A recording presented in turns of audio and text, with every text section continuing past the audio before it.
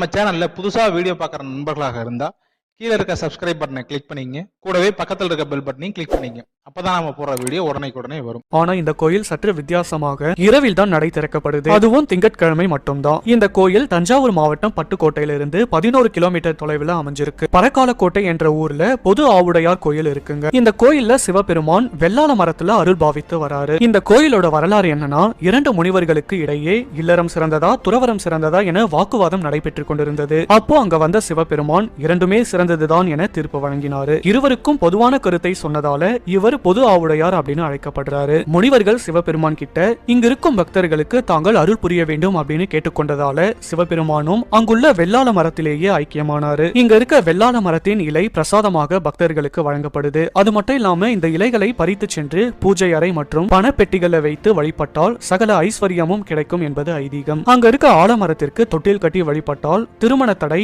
மற்றும் குழந்தை பாக்கியம் கிடைக்கும் அப்படின்னு நம்பப்படுது.